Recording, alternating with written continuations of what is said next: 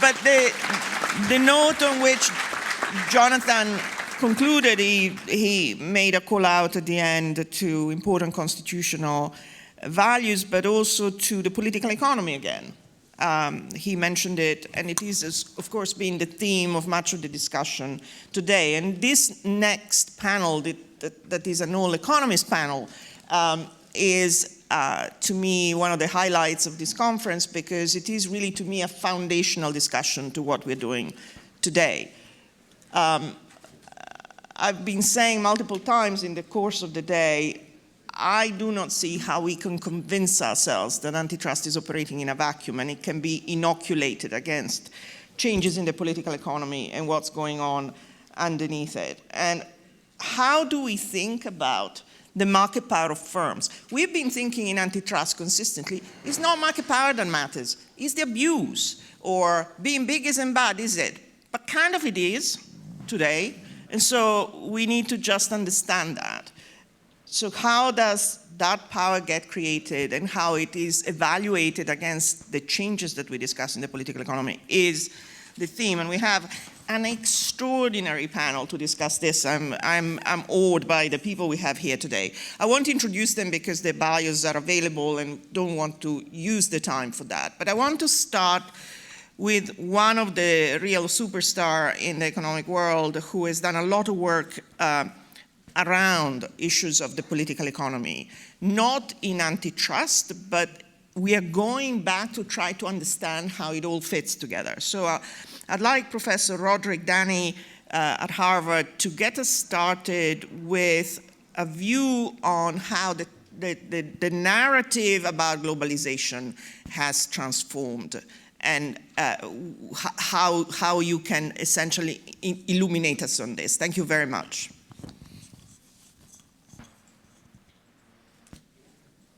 Good afternoon. Can you hear me? I assume you can hear me. I know we're running late, Christina. How much time do I have? We can be indulgent, 7 to 8 minutes. Don't ever tell that to an academic who has the floor. I'm very happy to be with you. And as Christina said, I want to talk a little bit about the narrative, about the broader story. I do think, as everybody I think realizes, we are really in the midst of a major shift in the set of narratives that underpin our current order. Well, why is that important? Because I think every market order is supported by narratives, by stories that we tell ourselves. And this is all the more so true for the global market. Since in the global market, there is actually no global government. There is no enforcer of the type that we just heard. So government behavior has to be disciplined, and through norms of behavior, norms of good behavior, what is it that governments are supposed to do, and what is it that they're not? And these norms of behavior are internalized through a process of creating sort of internal rules that are supported by these narratives about what the system is about and what the role of governments is. So it's mainly these norms internalized in government behavior that enforces the rules rather than international law or multilateral institutions. So if we take a very quick historical tour of how this worked out in different eras of the world economy, the gold standard narrative was that the market or the economy was a self-adjusting, self-equilibrating economic system. And this was, such an order was best supported by the free movement of capital, free trade, and placing macroeconomic policy essentially on automatic pilot through the rules of the gold standard, giving the government a really minimal role in running the economy. After the Second World War, with a different type of a global economic order, the Bretton Woods order, and the Bretton Woods narrative was very different. That gave the state a very important role, both in terms of overall Keynesian macroeconomic management, but as well as social insurance and social policy, the creation and the maintenance of a welfare state. This was a system that political scientists have called embedded liberalism, because it was a system of a liberal market order, but that was embedded in social and political institutions, largely at the nation state level. And the understanding of the world economy under the Bretton Woods system was that the world economy was actually in the service of domestic economic and social objectives, such as full employment and the building of cohesive and equitable societies. So the kinds of economic globalization that went with the Bretton Woods narrative was a rather shallow model of integration that allowed each country to go its own way, with sort of capital controls, a limited scope for free trade, and very little harmonization of rules across borders. Now, of course, what we're leaving today is a kind of a very different type of narrative, a different model of globalization, which I've called hyperglobalization. And the hyperglobalization narrative was quite different from the Bretton Woods narrative. And it explicitly sought deeper economic integration and financial globalization through roles and disciplines that would essentially try to make the world safe for large corporations and for international finance. The narrative was that this would create huge economic gains, which would eventually lift all boats, and would also have broader social and political benefits, such as the strengthening of democracy and the blunting of conflict among major countries. So again, in the sort of international relations theorists refer to this as sort of liberal internationalism. So creating a kind of a world of economic liberalism that supports these broader economic goals.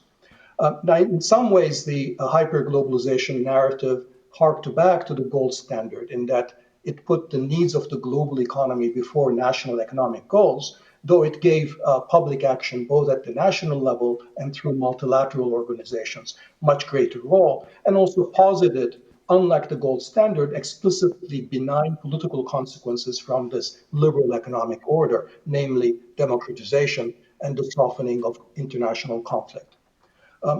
It's important to note that this narrative of hyperglobalization did not deny the importance of social equity, environmental goals, or national security objectives that governments had to respond to. But it did presume that these goals could be met with other policy instruments that would not interfere with free trade or capital mobility or the needs of deep economic integration. So I'm referring now back to Christina's idea of sort of the insulation of one segment of policy from other social and political and economic domains. This was very much true under the hyperglobalization narrative. The idea was that one could have one's cake and eat it too. If outcomes on those other fronts, such as environmental consequences or consequences for labor or what was happening to the middle class, if those consequences were harmful, it was never the fault of hyperglobalization per se, but it was the fault of governments that weren't pursuing complementary and supporting policies in these other domains. Now, I think hyperglobalization failed for a lot of reasons, but I think one reason was clearly that this need separation did not work. So one way of understanding this is to understand the underlying political economy. In a world where governments gave the corporations the power to write the narrative on the global scale, they were unlikely to bend these same corporations to their will domestically on social equity or environmental goals as well. Um, so the globalization narrative is now behind us. I think it's fair to say nobody really believes in that story except for a very narrow group of economists. And I think what's coming out of this are two contending narratives. So it's not quite clear what the narrative of the next era is going to be. But let me lay out for you what I think are two contending narratives that have emerged from the post-hyperglobalization, post-pandemic moment. First of this, I would, it's a very ugly term, but I would call it the inclusion, resilience, climate crisis narrative. So this is many different objectives, but it's essentially a kind of a response to the failings of hyperglobalization explicitly. And it says that national governments need to take charge to address domestic inequality, public health exigencies, and the imperatives of the climate transition. So we need to put these neglected objectives front and center rather than presuming a need separation. And so this means a reassertion of domestic political priorities. It does involve a retreat from hyperglobalization, but it's actually not inimical to an open world economy per se, because one of the lessons of the Bretton Woods regime was that even a model of shallow integration, to the extent that it supported healthy and prosperous societies, would produce a flourishing world economy. And so, to the extent that countries successfully take care of these domestic economic and environmental and social goals, that could well support a rather flourishing world economy that's also fairly open as well, even though there would be far less deep integration in the hyper globalization sense of the term. So that's one contending narrative and one that I feel very much drawn to. But there's another narrative that I feel much less sympathetic to, and I'll call this other narrative the hyper realist narrative. And I'm using the term realist in the sense that international relations theorists use the term realism, which is the idea that in a world of conflict and absence of third party enforcer, major powers are always going to find themselves in conflict. That zero sum geopolitical competition will be the overriding logic of international relations, including international economic relations. And of course, in our current setting, the competition with China is what has made this hyper realist narrative come to the front. So, in that kind of a world, firms and corporations are going to find themselves facing a combination of pressures and incentives to build and or rebuild in the industrial and technological capacity for the explicit and often sole purpose of gaining a geopolitical advantage over the bad actor, China. And this was going to be a world where economic interdependence is going to be regularly weaponized, as we see with the US export controls against China on advanced semiconductors.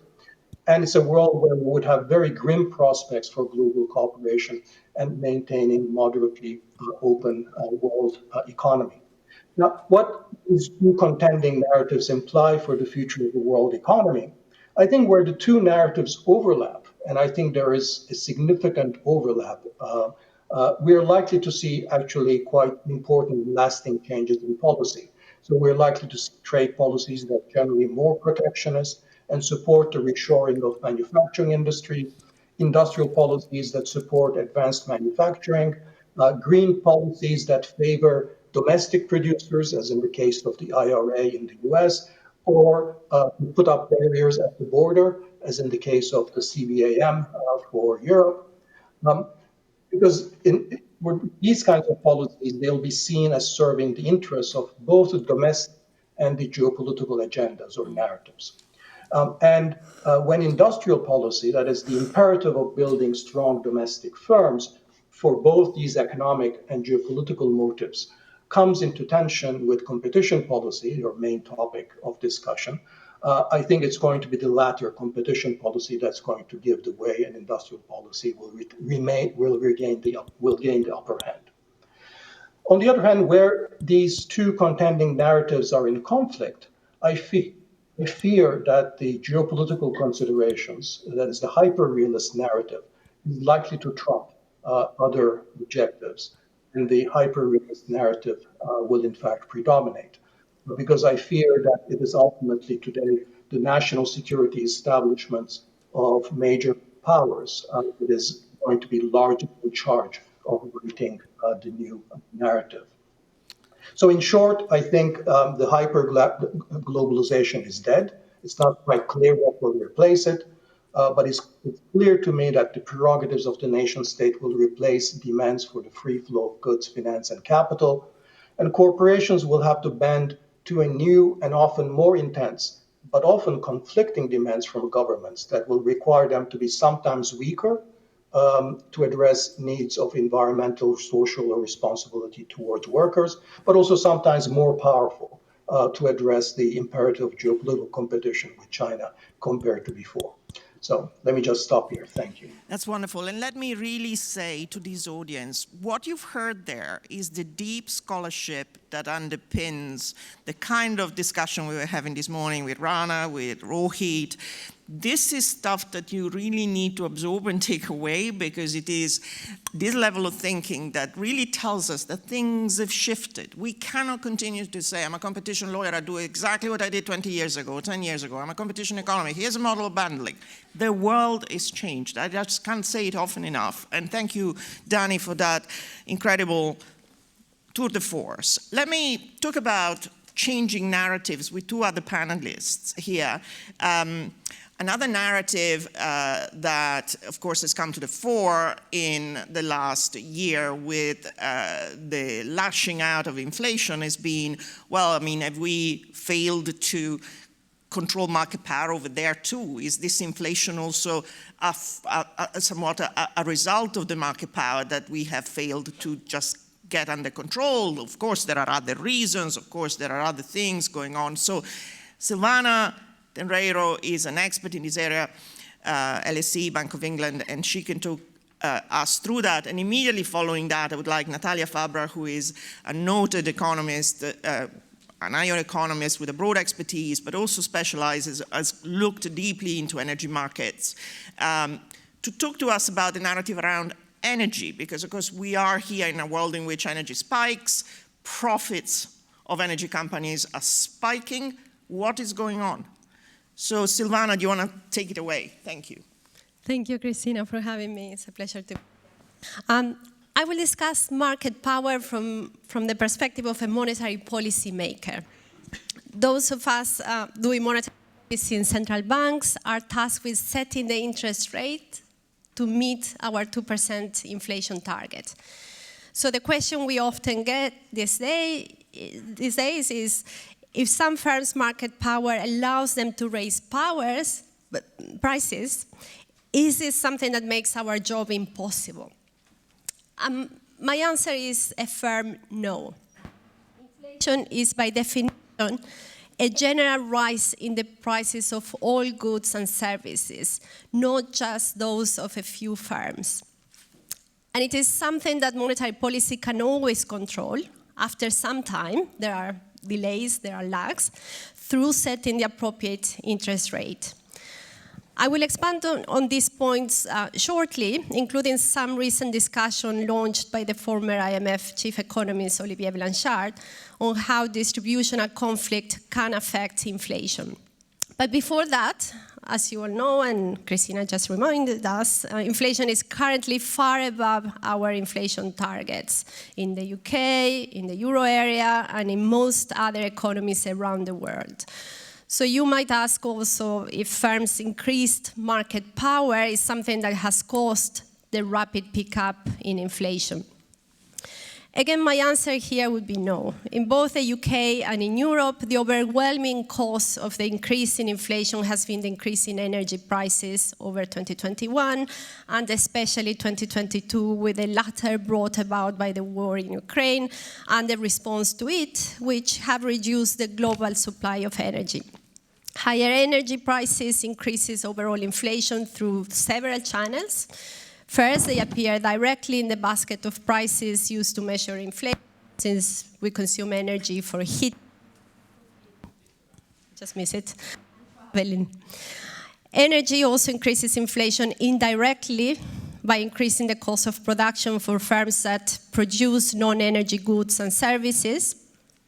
Energy prices are obviously a key driver of airfares, for example, but also when prices rise on the scale that they did, for many other goods and services too, energy feeds into the price of these services. And many other firms use products as inputs in their supply chain that have energy as an input, either directly or indirectly. As an example, higher gas prices increase the cost of fertilizer and therefore food prices, adding to the direct impact of the prices of some foods produced. And finally, energy prices have pushed up on inflation via so-called second-round effects. As CPI inflation has increased, this has led to many subsequent wages or price rises, because those wages or prices are directly or indirectly indexed to inflation, or because inflation is used as a reference point in contract or pay negotiations. Through these second round effects, price rises can continue for some time longer, rippling through the system, even as energy prices now have fallen back quite a bit. Now, what about market power? Some firms having more market power on its own would simply lead to one-off price increases as those firms increase their markups. Those increases would have distributional consequences. For consumers, they would be faced with higher prices at a given wage, or equivalently lower real wages. Indeed, more market power for some firms would be similar to increases in energy prices. They increase the price level and therefore temporarily increase inflation.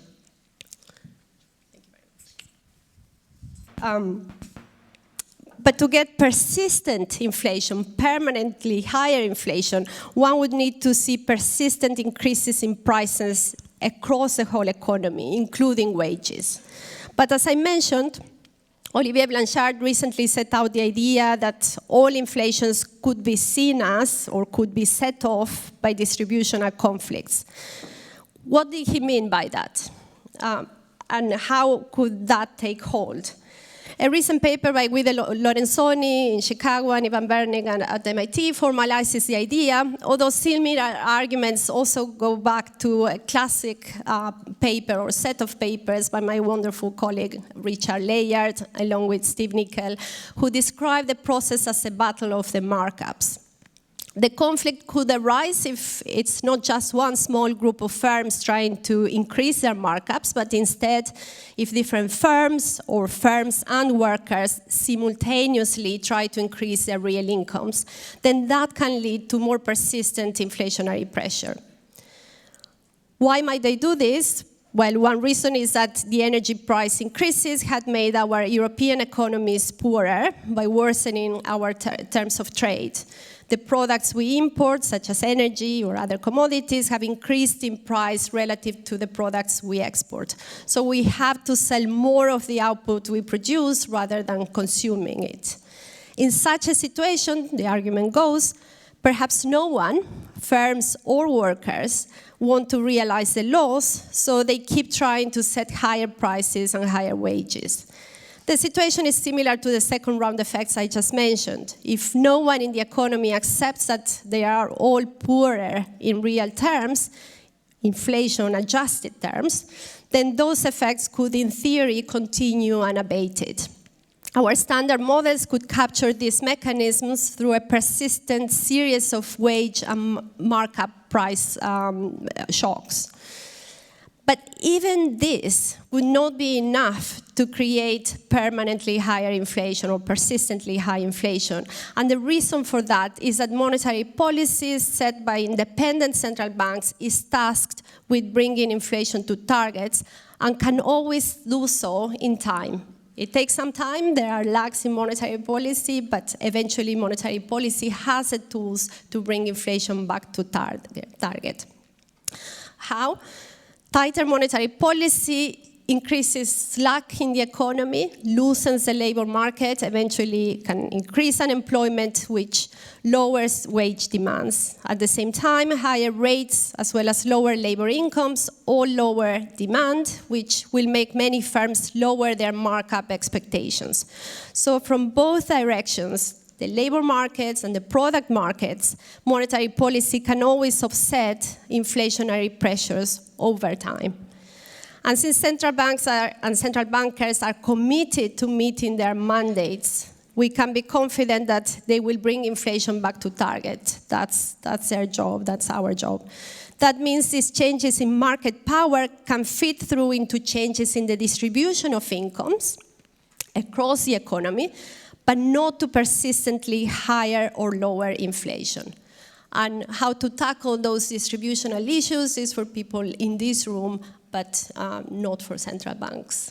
Thank you so much. And I particularly like the reference to Olivier Blanchard's point, which is, I think, a very early recognition that this stuff nonetheless has distributional implication, which is really to do with the way in which rents are split between effectively labor and firms, and this is very much something that we're going to discuss also next. Natalia, do you want to talk to us about the energy side of this? Thank you. Thank you so much, Christina, for inviting me to this conference.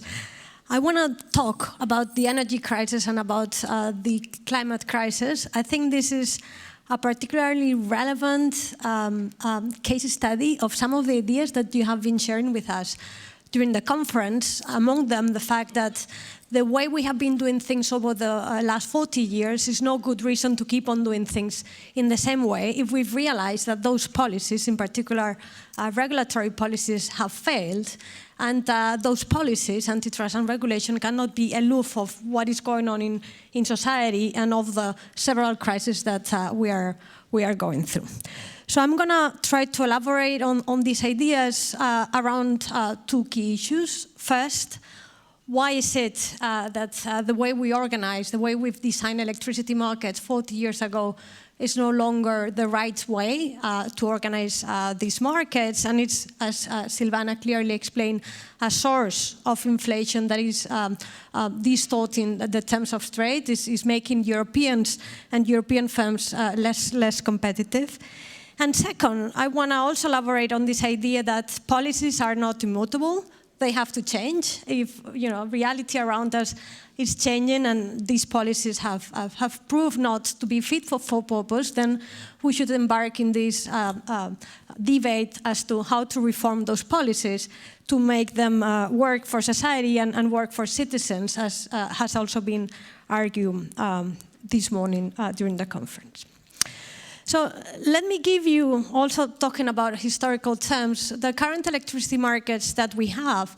Why did we develop them the way they are currently designed? So as you know, in most wholesale electricity markets in practice, essentially, we throw all the different technologies, whether it's hydro, renewable, nuclear, gas. Technologies are extremely different into a single market, and we let the price of the highest cost technology that is needed to serve demand set the price that we are going to pay for all of them. This is great, right? Because we achieve productive efficiency, we make sure that the low-cost technologies are used first to serve demand. And then we have a market-clearing price that is providing the short-run price signal, which is necessary to take consumption decisions. We want consumers to consume when electricity is cheaper, because this is going to be more productive than if they consume it when it's more costly to produce it.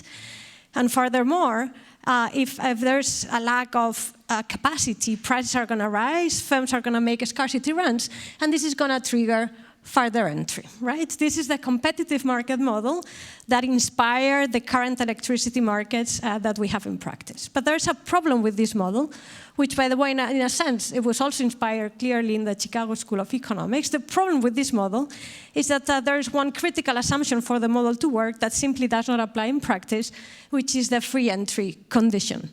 There's not free entry into electricity markets. If we want to build a nuclear power plant, we cannot, or we cannot do it in a timely manner. If we want to build a hydropower plant, we cannot do it because there's constraints on the ability of natural resources, and so on and so forth. What does this mean? This means that this short-run market clearing price, which is reflecting the cost of the most expensive technology, need not be the right one to reflect the average cost of the remaining technologies.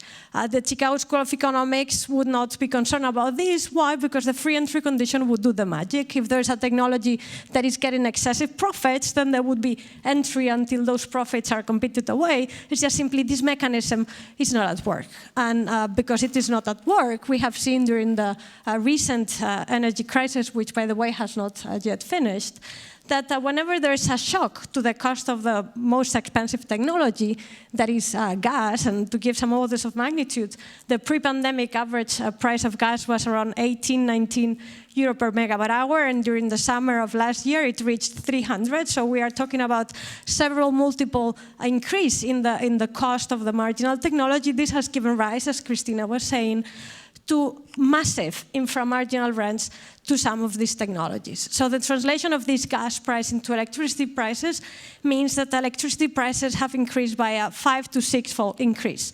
And to realize that this is not pocket money, I did a back-of-the-envelope calculation and said, okay, let's put 5 major economies in Europe, the UK, Italy, France, Germany, and Spain together. Let's look at what they consume annually, and let's compute the difference between what do we pay at the pre-pandemic average price, 45 euro, and what we would pay under the prices that we have seen over 2022. And the sum is more than 350,000 million euro per year. So again, this is not pocket money. This is transfers from consumers to firms. These markets have not been serving citizens. And underlying this problem, there's a regulatory problem, but there is also an antitrust problem, because the way we design markets might give rise to rents, and this might not be rents due to manipulation of the market. Probably firms have not been manipulating the markets. They didn't have to manipulate the market to get these inframarginal rents. Where are these inframarginal rents coming from? From the fact that there's barriers from entry, so these inframarginal rents cannot be competed away. So if that is the way, if this condition doesn't hold, this assumption doesn't hold, we have to work together with regulators so as to make sure that the market rules are in place are such that we don't get oligopoly rents coming out from that market, because competition rules are simply not going to detect manipulation, because those rents are not the outcome of manipulation, but rather the outcome of the lack of entry. These markets have not served society, not just because they have been delivering extremely high prices, but also these prices have been extremely volatile, which is also very harmful for the economy. And as Silvana was explaining, they have been the major source of inflation, also core inflation, reduction in disposable income for consumers, and of course, the loss of competitiveness of the European industry. We are concerned about this. We don't want to lose our industry. We don't want to be SAF, go to China, and so on and so forth. And we have to realize that one of the main reasons why we're losing industry is because one of the major factors of production, which is energy, is very expensive. Not just because of the war of Ukraine, because in Europe, say 30% of total electricity is being produced with gas, but the 70%, the remaining 70% is not produced with gas. And the cost of producing electricity in a hydro plant, in a nuclear plant, in a renewable plant today is the same one as the one we had 2 years ago. As it was said this morning, I don't think that energy is not going to be cheap. I think energy is cheap. The problem is that we are paying prices well above their cost. Why is it cheap? Because an increasingly share of total electricity is being produced with renewables, which are increasingly cheaper. The problem is that we are paying that renewable production at the price of gas, which is not cheaper. So we have an increase in the margins, which explains why energy is no longer cheaper. I previously also referred to one of the major crises that we are in, which is the climate crisis. So we want electricity markets not just to deliver competitive and stable prices, we also want electricity markets to push for the energy transition. And here they are failing to. Why? Because investments in low-carbon technologies are highly capital-intensive, so it's very important for the investors to have a predictable stream of revenues that is stable prices. And current electricity price markets are extremely volatile, which means that they have to face very high risk premia, which makes it more difficult for them to access to capital, unless we are talking about vertically integrated firms that can finance their investments out of their pockets, and they don't need to access the market. And as Benoit said this morning, not just we need to decarbonize power markets, we also need to decarbonize the economy. That is, we need to make sure that the industry has the incentives to electrify. And electrification requires massive investments, and they're not going to do so if they don't have a guarantee that the market arrangements are going to deliver competitive and stable prices in the future. I don't want to make it longer. I just want to conclude by saying that because regulatory policy should not be immutable, regulators in Europe have realized that these markets have failed, and this is why currently in Europe we are embarked in a process of electricity market reform. the new reform or the guidelines for the reform are going to be disclosed by mid-March. So in 2 weeks, we will know whether we will have new electricity market arrangements and whether they be able to be fit for purpose and deliver electricity prices, energy prices that serve society. Thank you so much. Fantastic. So essentially, it's not manipulation of these markets, but there are barriers to entry that are a regulatory problem. And the assumption of the Chicago School, the magic sauce, which is free entry, just was wrong from a start and was wrong-headed from a start. So let me move on to John. John, you do a lot of work on technology, productivity, and you're also someone who has studied and published noted articles on this particular question. You have written about superstar firms. You've looked at how shifts in technology have been responsible for changes in the distribution of rents between workers and firms and so on. And we will move towards this part of the discussion. But give us a sense for how your work and how you think about it now in terms of the assessment of market power holds up. Okay, well, thanks very much to you, Christina, for inviting me here. I've been to a few of these conferences over the years, and it's so exhilarating that the fact we're now starting to incorporate broader issues around political economy, around the changes of what's happening outside narrow antitrust and to broader competition and regulatory issues. I think that's really music to my ears. I was reminded, it was almost like 10 years ago, to this month, I actually went over to Harvard and spent a year in the Harvard Economics Department teaching. And it was when I was there, David Autor, my former colleague at MIT, was also there. And we started getting to work on exactly the issues that many people have been talking about today. The traditional way of looking at things at narrow markets by markets seemed to leave something out from us. There seemed to be the sense that there was this general change happening across a lot of different industries and markets towards the growth of superstar firms. And we wanted to see whether that was actually true. So, that work which we started 10 years ago, eventually with many other people like Jan and Thomas, have found consistently that there has been this real shift in the business landscape over the last 40 years in the US, in Europe, and in many other countries towards what we characterize as the growth of superstar firms and the rise of market power. And you can see that in so many different dimensions. I mean, one dimension I quite like is the simple dimension of jobs. So if you take the US economy today and look at the fraction of jobs in, let's call them superstar firms, defined as firms employing more than 5,000 workers, that's about 2,000 firms, 0.03% of the US economy. Those firms account for something like 35% of all jobs, just in those firms. That's a big fraction, and that's changed a lot over time. If we went back to the mid-1980s, the fraction of jobs in these superstar firms would have been more like 28%. That's like 7 percentage point, a quarter shift. Something like 9 million workers have shifted into these very large firms. And jobs actually underestimates this general transition. If you look at sales turnover, many of these firms think about the digital giants, have what my co-author Eric Brynjolfsson calls scale without mass. They actually have huge amounts of sales, even though their actually mass of jobs is actually much smaller. So we documented the growth of concentration of sales relative to industries, how that had increased over time, and what's changed. We looked at the most recent numbers. We're going to release this quite soon on the most recent US census, and that trend has continued. So there's no sign of that abating and changing. There's still that kind of increase of growth and concentration. And I'm sure Jan will talk about, we also see an increase of markups of profitability going hand in hand with that. So those changes, those increases we've seen, go hand in hand with other changes in the economy. Christina mocks it slightly, but big is not necessarily bad. Maybe some of this could have, in some markets, reflected efficient reallocation. But what's happened in our economy side by side is also some really disturbing trends. So we've had falls of productivity growth, particularly since the global financial crisis.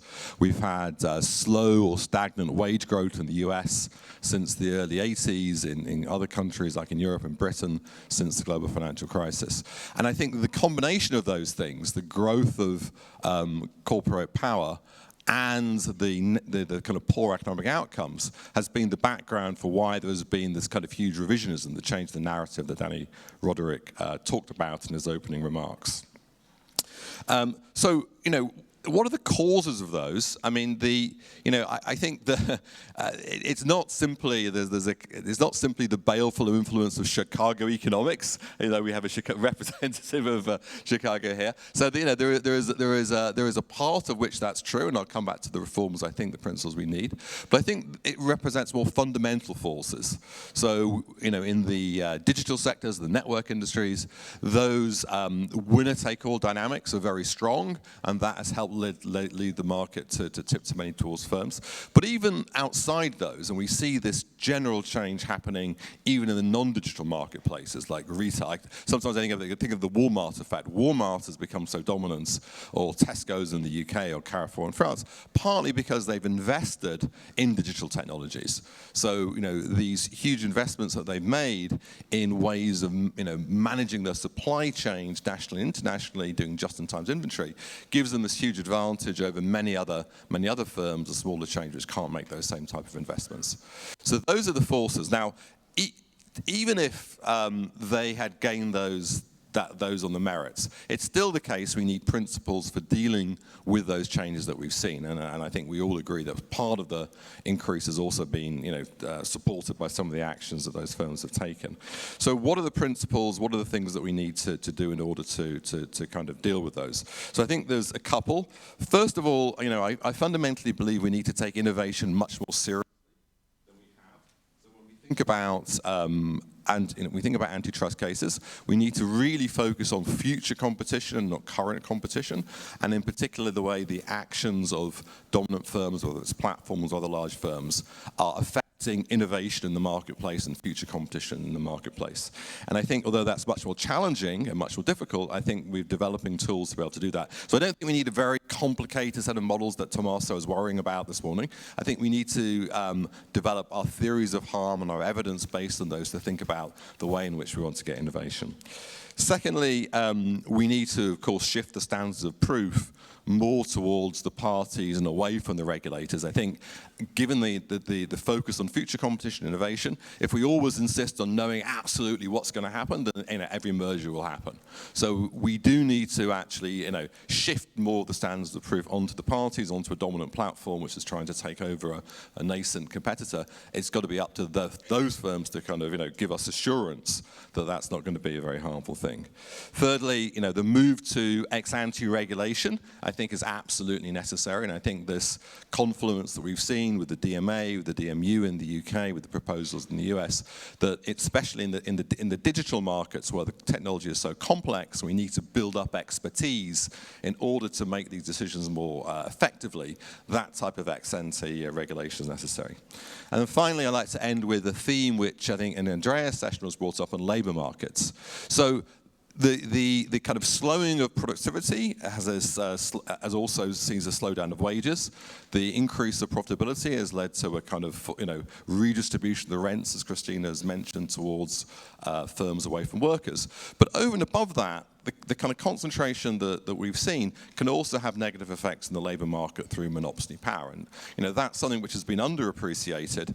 I was quite, I'm doing some work at the moment with some students in the CMA, actually looking at non-poaching and non-competes, and I've been really surprised at the prevalence of non-competes even amongst relatively low-wage workers in the UK. And evidence in the US and Italy also suggests these are quite common. So I think that these issues of labour market issues really are important to think about. I think that's another aspect of the reforms that we should be thinking of, we have to look at. Thanks very much. Thank you. Thank you. Let me jump to Jan. Jan, you have come at this world in a way from a different angle as a macro labor economist, but your work has been seminal, literally, to bring center stage the awareness that there's big shifts over here. Concentration margins are changing. You've talked about this work before, but I want you to just, again, talk to this audience about how do you see this through the possible lens of what does it mean for antitrust? Thank you, Christina. The first thing, seeing it through this lens, that's remarkable is this morning, this whole day, how much of a consensus there is on stage here in Brussels regarding really what we want to do. I'm not sure there's as much consensus in the audience. There will be some differing views there. You talked about dancing this morning. There's this saying that, let me adjust it, that they say, you know, dance as if no one's watching, love as if you've never been heard, and regulate as if Google, Facebook, and Amazon are not going to push back. I mean, it's likely that there's going to be quite a bit of pushback. And if you look at these facts, where we stand, you know, there has been quite a bit of action, antitrust action, merger review, but also regulation that's already been going on. But we still don't see it in the data that John already talked about. We still see that these profits rates are extremely high. We see that these markups are still very high. They're not coming down. In fact, they keep growing in the last 2-3 years since the pandemic. They've been growing faster. And then the consequences that we've seen, that we've noted, you know, that resulted in basically the wage stagnation that came out of this as a result, the decline in the labor share that came out, the business dynamism that slowed down, and finally the startup rate, the number of firms, the fraction of firms that you know are new firms, innovative firms, that stays down, and we don't see any change happening. Now, the first thing you might say is this is very early. The DMA is just being voted last year. It takes some time before that comes into action. But there's also the concern that the big players are not going to let it happen. And I think some of the people here are definitely believing that's the case.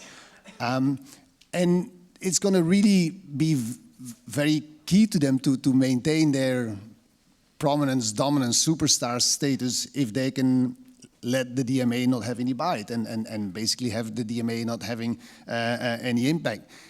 And that's one thing. And the other thing is that on kind of merger review, what Tommaso said this morning, we do so little of it. Even if you double it, it's still not going to have any aggregate effect. And that's why we still see that margins are going up, profits are going up, continue to go up. I should say, by the way, this is profits going up for a very small subset of firms, because most of the firms actually have a much worse time now.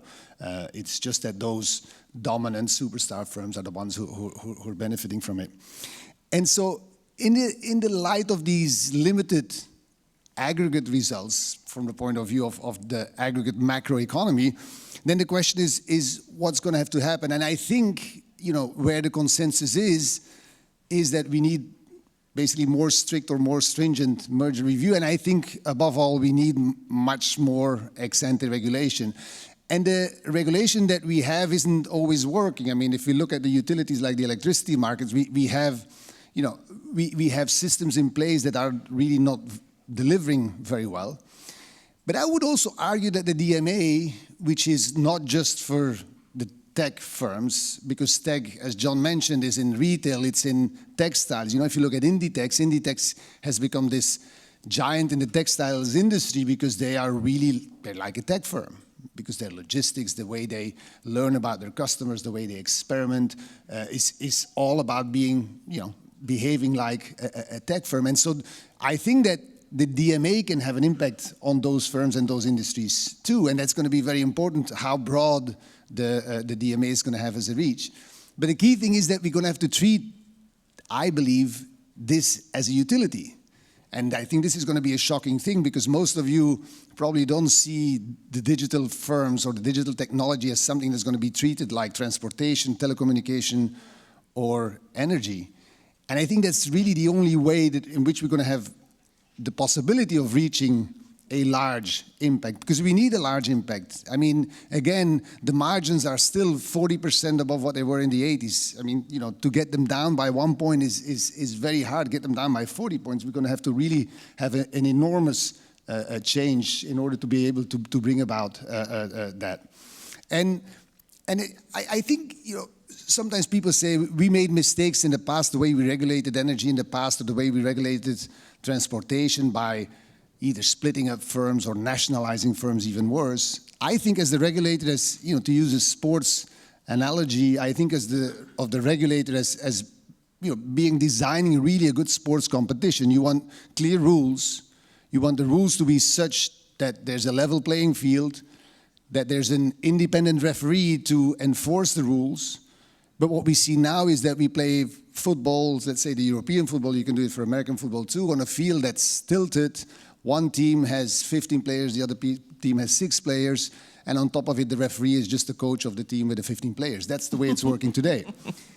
And I think, you know, we don't need governments to play. We don't need governments to pick the team. We don't need governments to coach. We need them to referee and set up the rules. And they have to be experts, but the governments already do that. I mean, we have the, you know, drug regulation, the oversight of this. You need experts to follow that, but we need also experts to follow markets. We need experts to follow how competitive a market is, in the same way that we have scientists following the development of a new vaccine. The scientist who oversees this at, say, the FDA in the United States is not producing vaccines. The scientist is just making sure that there's quality control, that all the trials satisfy certain minimum requirements. And I think that's the same thing that the way I see what the regulator does. There's one aspect that has been touched upon before that I think is key is innovation. And the reason why innovation is key here is that innovation is in part of the problem. Why? Because firms, you know, there's mergers and there's other ways in which firms generate a dominant position, but they can also do this through innovation, and this is particularly relevant with digital technology. Enormous investments in intangible capital, zero marginal cost, zero cost of production. So getting an additional user on your platform doesn't cost you anything. Now, setting up the platform is expensive. And so what does that do? What it does is that this innovation now is the ideal way to create a monopoly position, because what you can do is 2 things. The more I invest, and if I go first, if I'm an incumbent, if I'm a leader, the follower has less of an incentive to invest. He's going to kind of hold off because that leader is really so dominant. And once I realize it, and the situation is such that by investing even more, I can get the follower to actually drop out. So you get, instead of, you know, innovation being positive, the innovation is negative in the sense that you have killer innovation. You kill the competition by over-investing, and that's part of the reason why we get these superstar firms. They're big, and some of this is good because that's what scale wants, but at the same time, they're too big because they are over-investing in order to keep out the competition. The last point I want to make is that this is a global problem, in the sense that these are all global firms. Their investments are investments that have a global reach. And I tend to disagree with what Danny Roderick said at the beginning, is that you know, globalization is over. I think, you know, globalization, in a sense, having more global competition is more alive than ever, because that's what these dominant firms do. But what has not kept up is global regulation. So we really need to find a way in which we can have that regulation have bite in the global stage. And we've seen in Europe that having, you know, some pan-national regulatory authority in the European Commission has helped the national units. And I think that there's similar ideas, first through collaboration, but ultimately also through having a global antitrust authority, I think is something that ultimately is going to be necessary, because we cannot just step back and say, oh, Uber is not going to be active in 48 countries. I mean, that's just not on the books anymore. We cannot turn that back. So let me conclude by just saying that I think the consensus here is that the Washington consensus from the 90s is over. That gave us all kinds of distortion, that gave us Russian oligarchs, that gave us, the IMF was going into Russia and said we have to have the free market like the Wild West. That didn't work because we got enormous concentration of resources, but also of these firms. I suggest we call it the Brussels consensus, which says, because of Christina's conference, because of the DMA being shaped in Brussels, maybe because of Norway being at least close enough, being very advanced in terms of energy regulation. So let's work towards a Brussels consensus, but it's not enough to have a consensus and agree on it, because there's going to be a bit of pushback from some of the players in here. I think there's enough, for the consultants and the lawyers, as long as there's regulation, there's work for you guys, so there's no problem. You're going to earn money. I'm not so sure that the big players themselves are going to be willing to agree with the Brussels consensus, but then it's a matter of pushing that through. Thank you. Thank you. I'm not sure about the Brussels consensus, but let's see. So before we wrap it up with Luigi, I want to go to Tomas, who, of course, has been thinking and writing about these issues. In the interest of time, I'll pass the ball directly to you, Tomas, and please jump in. Well, first of all, thank you very much for inviting me. And it's a pleasure to see all of you, although on screen. And I'm very happy that Jan finished by talking about globalization, because that's going to be the launching pad for what I want to say. So maybe I'm going to say things that are slightly different from what you heard before. So I just want to, my main point is that if we understand the challenge that we faced over the past 20 or 30 years, there are two key elements. Time and space, and this is where the failures have happened. So by space, I mean mostly globalization. So if you look at the big firms, or for instance, the large firms that John was mentioning earlier, we always have big firms. Big firms have been there since the early 20th century. The big firms of the 1960s were just as large as the big firms of today, relative to their home economies.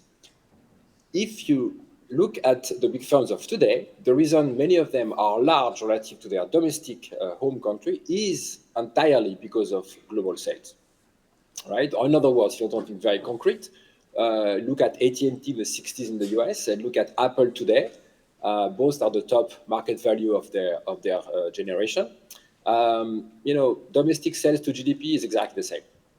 The difference is Apple makes 50% of its money abroad. So compared to US GDP, it's twice bigger. Okay, but that's a matter of globalization. So the sense in which the firms of today are different, the superstars, they are different, but not so much because they are more advanced relative to their peers at home, but because they have taken advantage of globalization to a scale that we haven't seen before. And so the difference of the big firms of today are really two. One, globalization, which is, many of them make half of their money in other countries. And the second one is they don't pay taxes. So the tax rate effectively is like a third of what it used to be. So the reason they are so valuable is because of that. And that means that regulations that were based on domestic regulators exclusively failed because of that. So that's the space issue. I think that we've discussed that before, so I don't want to be too long here. The second I want to talk about is the time issue. So I'm on the old school that I think antitrust should have a narrow mandate, and I think that the reason we failed is not because we had to reinvent something, just because we were lazy and we did not enforce the things we used to enforce correctly. So I don't think we would have needed to drastically change everything about antitrust. If only we had enforced things the way we were supposed to, things would have gone better. The difference, however, is that in the past, of course, there were failures of antitrust in the past all the time, just like today. So why is it that today it feels more acute? Well, that's where the timing dimension kicks in, which is The one thing that's different about today's technology is I don't think it's necessarily the extent of return to scale or winner-take-all dynamics, because they've existed in the past as well. Again, go back to AT&T or Procter & Gamble and you see the same dynamics. The big difference is they used to play out over years. And so if the regulator was a bit slow to react, well, it was not such a big deal because the dynamics spread over a few years. And this is the thing that's changed most drastically over the past decade. And I think it's very important to have in mind the order of magnitude. So think about three phases. Go back to the 1990s. So that's when Google is founded. So Google took about 1 year to get 1 million users. Okay. Then go to the 2000s. So that's the time where Facebook, Twitter, Spotify, Instagram in 2010 were created. So the typical time there was it took about, between 2 and 6 years to get to 100 million users. Okay, so Instagram took 2.5, Facebook took 4, Twitter took 6. That gives you the order of magnitude. Go to phase 3, which is the 2010s. TikTok took 9 months. And of course, the more recent one, ChatGPT, took 2 months. Okay. So that's the key difference, which is we have less time as regulator to see what happens and then adapt our tools accordingly. Okay. So my point here is that time is of the essence. And that brings me to my, concluding thought, which is, I think we have to ask ourselves, are we fighting the last war by, really focusing on this antitrust issue exclusively on the big online platforms? Are we fighting the last war in which sense? Well, the first thing is, the impact of antitrust on these firms is very small. Okay, so if you try to correlate announcement of antitrust actions with stock market valuation, you get tiny effects. But when you look at competition between these platforms, then the world is completely different today from 3 years ago. Like we are talking about these platforms as if this was 2020, but this is 2023, and the world is completely different. Like many of these firms have lost half of their market value. The competition between Amazon and Google is massive in the cloud service business, and it's massive in online shopping. Retail, digital commerce is extremely competitive today. Apple and Facebook are fighting each other on privacy setting, and when Apple moves, the stock of Facebook moves by 10% or down. Okay, so in terms of magnitude, this is massively more than anything of any kind of antitrust action. So to some extent, I think that we can just say, well, bygones are bygones. We messed up in the 2000s and 2010s. We should have acted. We wasted an opportunity. But if we strictly look at the things we didn't do correctly in the past, then I think the truth is the market is fixing these things very quickly for us. These firms are now competing with each other. This is not 2020 anymore. So really what we're thinking is, what's the next fight? Okay, because given that we are slow to react, focusing too much on the last war might not be that great. And so, I don't have a crystal ball. But I just want to suggest that there's at least a plausible scenario that the next big one is going to be AI, and AI is going to play differently from the online retail competition. Similarly in terms of speed, but differently in some other dimensions. And so the key challenge for the next 10 years is to make sure that we don't repeat for the implementation of AI the mistakes we made 10 or 15 years ago with the online social media platform. I think that's the challenge going forward, not so much worrying about competition in online platforms, because I think they are competing with each other today. Thank you. Thank you so much. So AI is something we're going to talk a little bit about later. I want to conclude with Luigi, right? You've been listening patiently to all of this. And I have to say, sitting here with this group of economists restores my faith in the profession, which is deeply dented at normal times. This is like the Gotha, this stuff that matters. But, let's hear, Luigi, from you. What is it that we should be thinking about? Thomas seems to suggest, well, maybe the world is changing so fast, and so maybe regulation isn't quite the full answer. we haven't done very well so far, but we need to just recognize that there are changes. But still, there is power there that is still quite huge. Okay, so first of all, Christina, thank you for inviting me to this fantastic conference. And as you can tell from my accent and name, I'm Italian. So as an Italian, I've seen the disaster that the philosophy of small is beautiful has brought to my country. My country has not been growing in per capita income for the last 30 years at this point. And part of it is precisely because they didn't take advantage enough of some economies of scale. So I am with John that big is not necessarily bad. However, I think that big is dangerous, and we should not forget that. It's dangerous economically, it's dangerous militarily, of course it's dangerous politically. Why do I say economically? Because the excessive concentration in one sector or having a huge firm in a small country creates a lot of economic instability because you put all the eggs in one basket. And as a finance guy, I know that you want to diversify. And as a country, you want to diversify. If you have all your resources in one firm or disproportionate amount in one firm, it's enough to have a bad event to create a macroeconomic crisis in that country. And of course, size is dangerous also militarily. I think that we now woke up to the fact that 92% of all the advanced chips are produced within shooting distance, literally, of South Chinese Sea. And so it's very easy for China to basically block the supply of everything that we use, not only on our refrigerators, but on our guns. You know, every one of those Javelin rockets that we see going off in Ukraine has 200 microprocessor. And the reason why the Russia is still using artillery is because artillery does not have microprocessors, and they can't sort of get enough of those. So I think that militarily, excessive concentration is very dangerous. But last but not least, politically. And there are a lot of ways in which size is dangerous politically. I think that the most benign one is the fact that, of course, larger firms lobby more and donate more. I don't think that that's really the defining factor. I think it's much more important that large firms are able to conquer the intellectual elite in a way that small firms are not. You see, everybody's able to criticize Twitter in the United States, but nobody criticizes Google.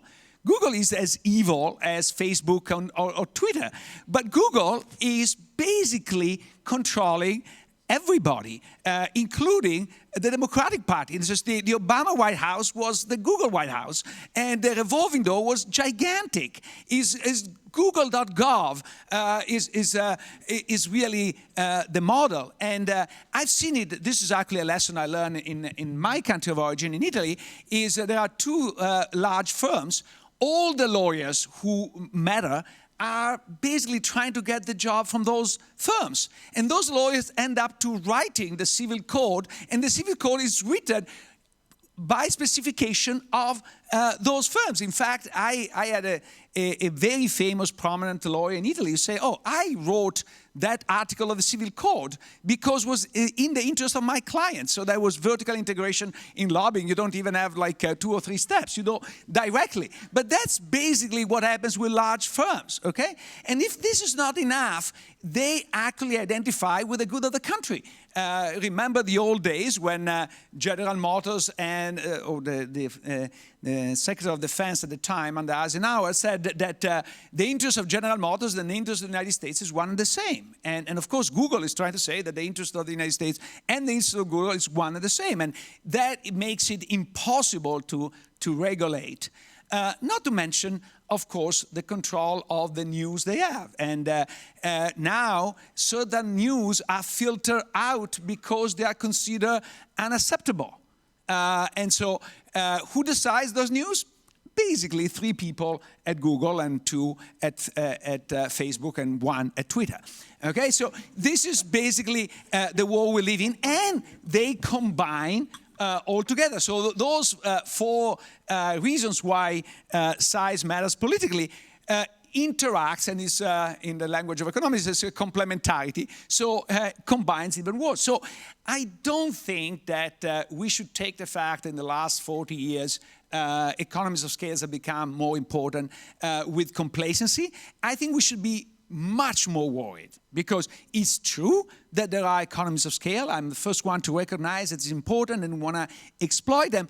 However, they come with an enormous influence on the political system that we need somehow to fight. Now, this is not only a fight of antitrust. There are a lot of things that can be done, starting from trying to mandate more interoperability, to maybe subsidize strategic firms like the chip producers that we're doing now in the United States, or even in the way you do your procurement. You know, in the military industry, 30 years ago in the United States, there were 100 suppliers of military stuff. Now there are 5. And one of this actually reports in the annual report that in 80% of the products they sell, they are a monopolist.